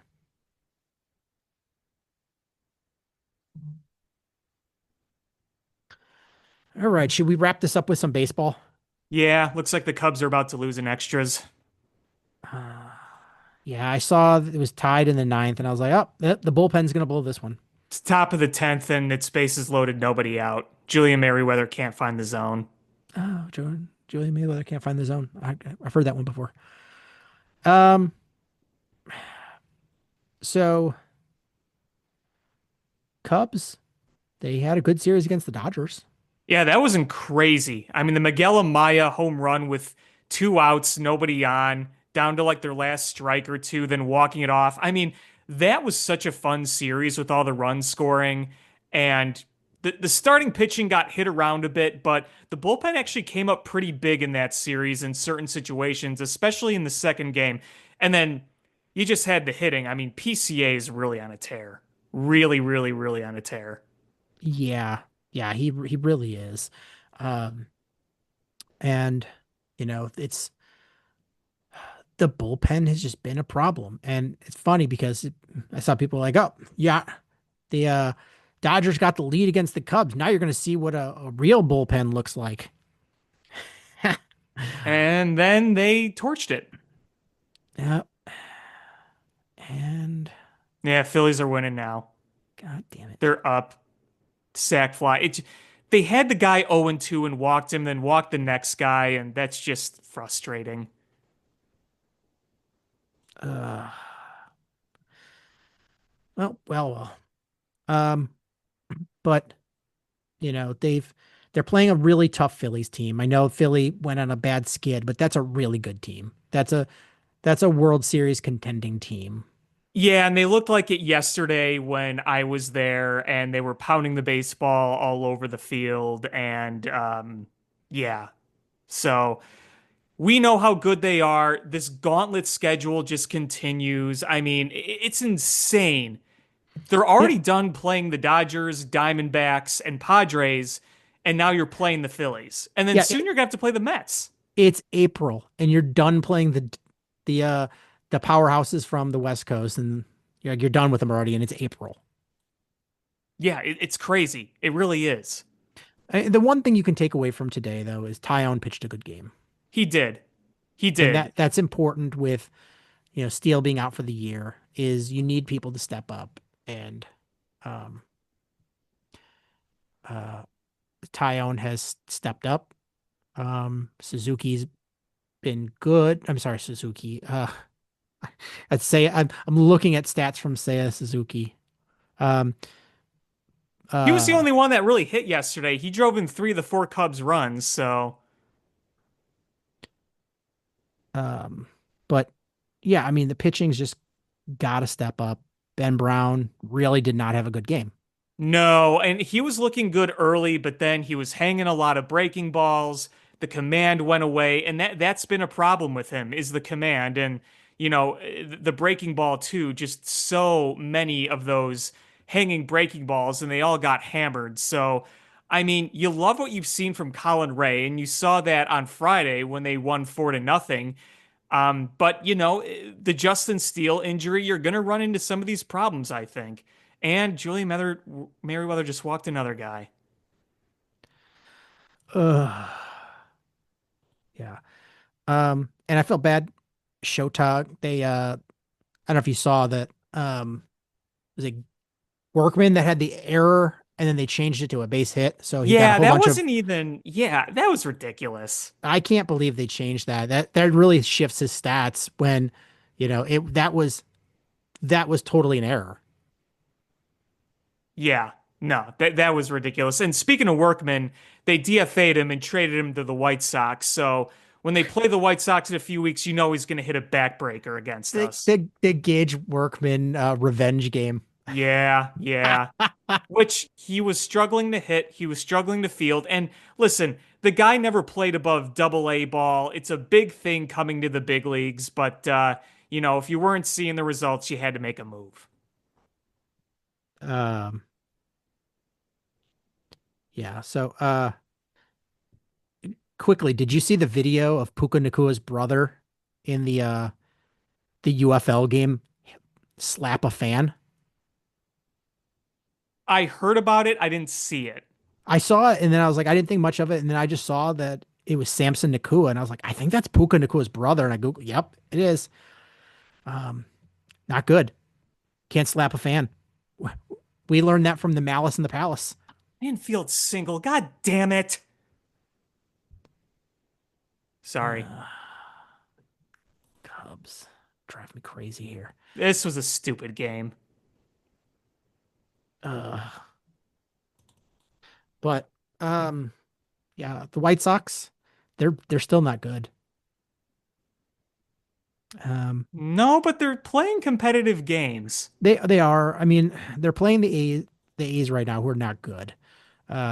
And then they had played the series against the Twins, who the Twins aren't good either. But we'll see what happens. Um they've got a set against Milwaukee. And because the White Sox haven't had the worst schedule so far.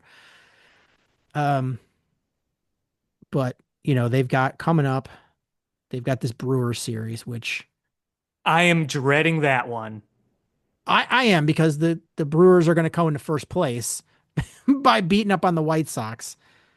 Um, but I'm hoping the White Sox do well in there, because we need them to. But yeah, they have not had the toughest schedule, and um, coming up, they got the the Royals, the Marlins, the Reds. Like they're not facing anybody really that tough for until like mid-May. And then they got the Cubs, um, Cubs, Mariners, Texas, Mets, Orioles. But yeah, they're being competitive, but it's not showing up in the stat sheet because they are still on pace to be worse than last year. I don't Yeah. think they will be, but they're definitely on pace for 122 losses. Colorado, man. Colorado could be the new record setter the way this is going. Colorado is real bad. Yep. Like I'm I am just absolutely shocked how a team can be that bad. Well, Colorado is very poorly run and very poorly owned. Um, yeah, they are on pace for 24 wins.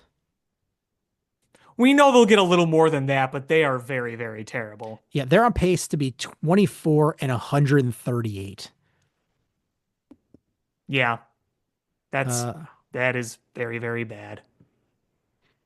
um, but yeah, I mean, the White Sox, they've just got a lot of bad players on the team.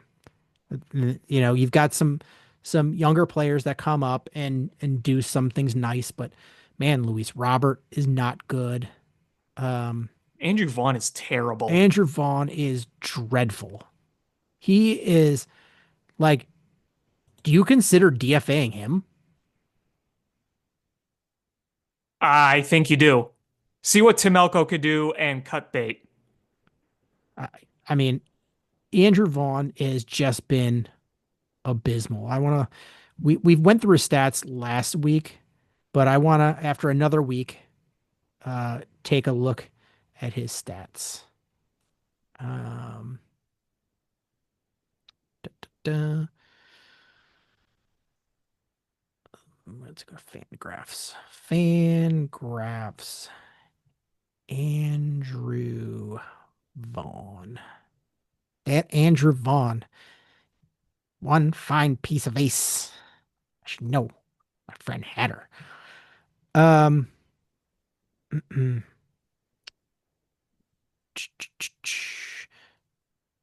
do you know what his WRC plus is on the season? Vaughn's Yes. like 20 something. It's 32. Ugh, that is bad. His slash line is he's got a 157 average, 202 on base percentage, 275 slugging. Awful. Um, his walk rate is down to the lowest or no, sorry, the second lowest of his career. His strikeouts are the highest of his career. So he's at over 22% strikeouts. Um, only 3 home runs, 11 RBIs, and 32 WRC plus, and he's at a minus, uh, almost a -1 WAR.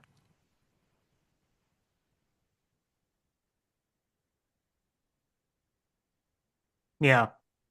Meh.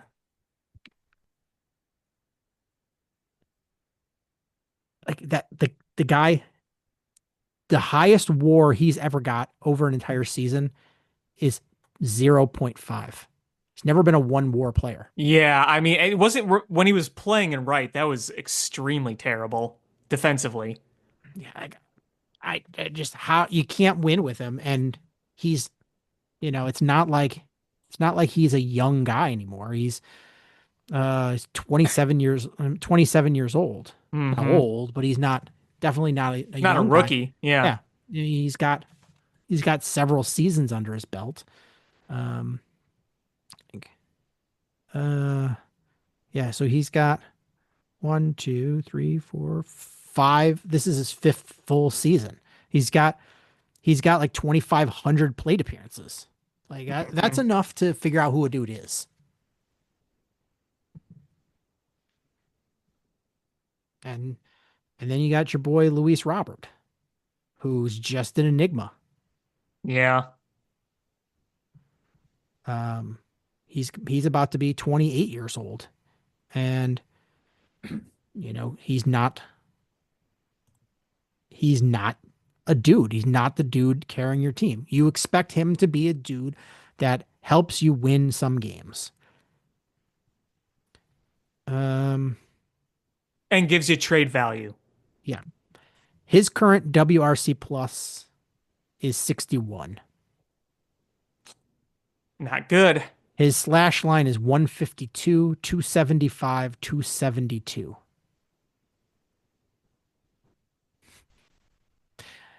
I, like that's not your franchise guy. And he's another guy No. who's got over 2,000 at bats. So he's got significant at bats, and he's walking. Like it's not that he's not walking. His walk rate so far this year is like almost double than his next highest season. So he's walking, but just no power. Just the power zapped. No Nope. power, and he's not hitting those line drives. Um, let's see. Da, da, da, da, da, da. You know what his BABIP is? What is it? 196. Wow, that is low. Um, what's his current WAR? He's a minus 0.2 FWAR. And this is a guy that projections were like a 3 WAR player. Mm-hmm. So I don't know. Like the future, I don't know if the future's bright for the White Sox, but there are definite positive signs of life with that organization. But man, I really think that they need to tear completely down to the studs and just roll out with a whole young team. Um, you know, Luis Robert, I think you have to keep him and pray that he turns around so you could flip him for something. Fingers crossed. Mm-hmm. Uh, but Andrew Vaughn, I think, is just cooked. Like, what value does he bring? There's nothing left to evaluate there. There Yeah, really isn't. he's not, he's not bringing you like a, positional value where you're like, oh, well, you know what? He's not hitting, but man, he can play a good outfield. Um, he's just, yeah, anybody can play that first base as well as him, like, or DH. Uh, he's not bringing any value there. Like you just got to go and bring in somebody else. Yeah. Um, Here's one last thing I wanted to say, and I read somewhere. This is an interesting one. So the shift, you can't do the same crazy shifts in defense that you had for several years, which I think is a good thing. The shift was annoying. Mm-hmm. But there's this defensive strategy that I don't think enough teams deploy. It's You've got a lot of advanced metrics of, you know, how players hit the ball, how the batters hit versus which pitches. You know who your pitcher is. You know what your pitcher's pitching. And you know the batter that's up is, why can't you in game just switch your left and right fielders? So you have your stronger fielder playing where the ball is most likely to be hit, and you can mask a bad defensive player a lot better that way. Yeah. I'm just Well, thinking Cubs like, lost yeah, officially. Just let you know. Anyway, sorry, yeah, go ahead. I just saw that. But I mean, that would have been, you know, that would have been helpful for, uh, when we had Nick Castellanos or Kyle Schwarber. You don't have to DH those guys necessarily. You could try that out, especially if you have a center fielder like PCA that can cover a whole lot of ground. You know, and Hap is a good fielder. Is if you could mask a guy that way, is shift the outfield and have PCA cover more space and flip flop Hap with righty versus lefty or guys that hit pole versus opposite field. I that I just thought that was an interesting thing that I'm all of these years of baseball and I've never seen it done. And I saw somebody strategize that and calculate it out that it could save you like I don't know, it was like a certain number of runs a year statistically. And that's actually a really good idea. Yeah, why not? All right, was there anything else you wanted to talk about? We forgot to mention Oh Mongo. yeah, we forgot. How do we forget to mention Mongo? Yeah, Steve McMichael. Um, that man living as long as he did was amazing with ALS. Um, I'm glad he got to live to see him get inducted into the Hall of Fame. I'm glad he was able to witness that. I I know on it wasn't under great circumstances, but he still got to witness it. Yeah, and he didn't get to go there and experience it, but and I think the family really wanted him to go there. And the league was just like, we can't have this dude here that's like on life support, like, you know. Um, but honestly, I feel like that whole fight to get into the Hall of Fame helped keep him alive because he kept fighting. He wanted to see it, and then he got in, and you know he found his peace. Yeah, and there's something to say about you see a guy suffer and suffer, and you don't want to see that for them anymore. And from what it sounds like, when they put him into hospice, he was as comfortable as possible at the end. So you take hope that he was able to be at peace in his final moments on Earth. Because ALS is just a horrific disease. It really is like, you just lose complete function of your body. And when I saw um, that Jared Payton tweeted out that he was being moved to hospice, like based on that condition, I texted my friend Brad and I was like, uh, there, I would be shocked if he makes it 24 hours. Um, and Yeah. he went pretty quickly. Um, Yeah. so this is sad. Another member of the 85 Bears gone. Hmm. Um, but it was the the bond that he had with Jared Payton was neat, because Jared lost his dad so young, and having Mongo there step in. I saw somebody made a picture of the pearly gates of heaven and Walter Payton there to greet him, and Hmm. it was like I'm not like a religious guy, but that makes me feel good, Yeah. thinking that happens. So rest in peace to Mongo McMichael, and I'm glad, you know, I'm glad that it happened so close to the draft that the NFL honored him before the draft. Yes, absolutely. I Uh, mean, you felt like they were going to, Yeah, honestly, yeah, but it was yeah, good to see. it was like, had this happened at a weird time when there was nothing going on with the league publicly, it would have, it wouldn't have gone national. I mean, it would have been there, but I think it was nice to see him. There was a big opportunity for him to be honored, like a Super Bowl or a big function where there's worldwide presence. So it was nice that he got his flowers. So Absolutely. condolences to the McMichael family, and Hmm. I loved hearing everybody come on and giving their Steve McMichael stories because the the man the man lived a life, and To you the know fullest.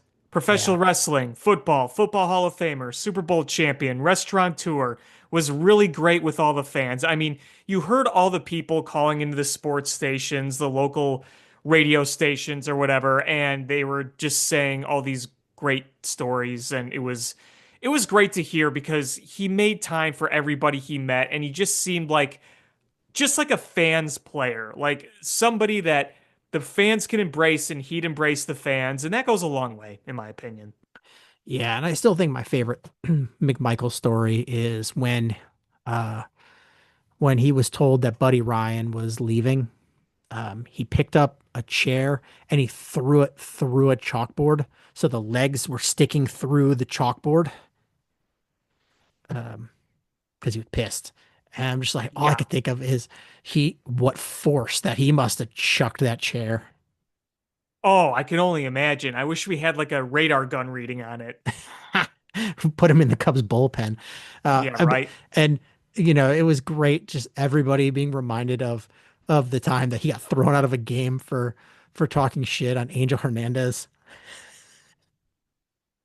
Oh, that was the most iconic thing that he did outside of like playing a sport. Yeah, That highlight was everywhere. And I like was really hoping that night the Cubs would play that during the seventh inning. I was oh really my hoping for it, but they had that somebody scheduled. yeah, they should have been like, sorry, we got to do this one. Because that was amazing. I think that might have been the only time somebody singing the seventh inning stretch got thrown out of a game. Hmm.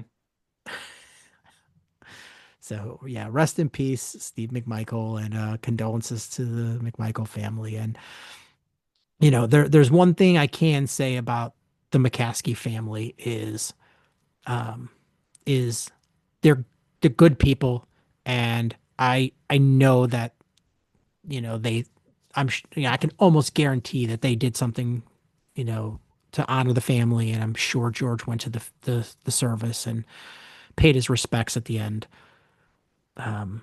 Because I don't know if I told you or not, but so my stepdad, before he met my mom, he his girlfriend's dad played for the Bears for a long time, Ed Sprinkle.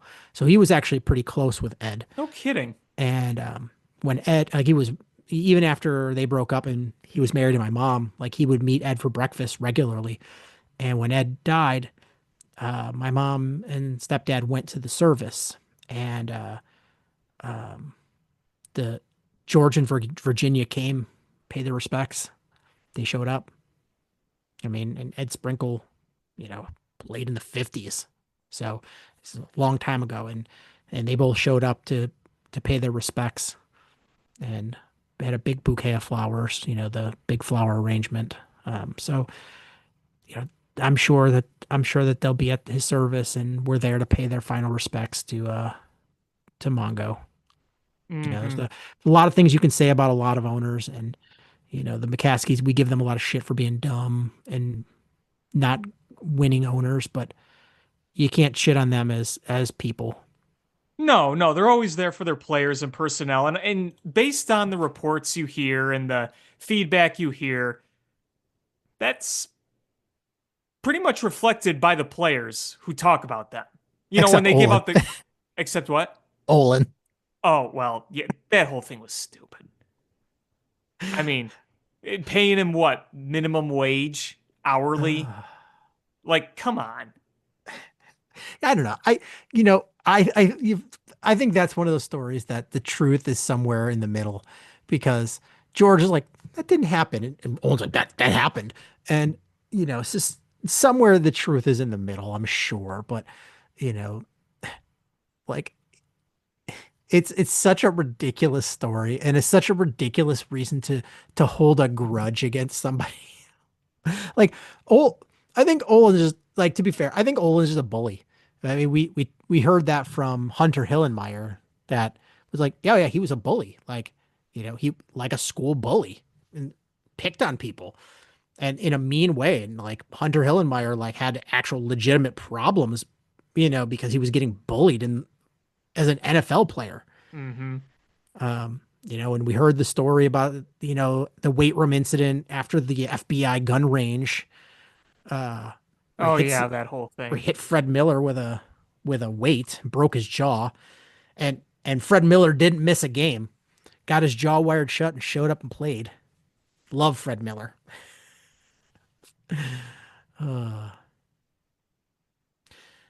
Was there anything else you wanted to talk about? Nope, I've said my piece. Well, that's going to do it for this episode of Bill's Swerski Sports Talk Chicago. I want to thank everybody so much for listening. Please hit subscribe however you listen to podcasts, whether it's iTunes, Stitcher, YouTube, Google Play, Spotify, etc. Share this podcast with your friends. Have a grow the show. Follow us on social media, facebook.com/Swerski Sports, SwerskiSports.com, or ShyFanPat2 for Alex on Twitter/X, or AlexanderJPatCreative.com for all the cool stuff that Alex does. And again, thank you all so much for listening. Until next time, bear down. Cubs win! What a lucky break! The good Lord wants the Cubs to win! We thank Ditka and God for all they have provided. Cubs win! Cubs win! Cubs win! Oh, I don't want her. You can have her. She's a Packer fan. She can't fit in my van. And she looks like Denver New Yorkers. Smoking crack is not legal on planes. Bears 31 to -7. The Bears. Oh, when the Bears go bearing down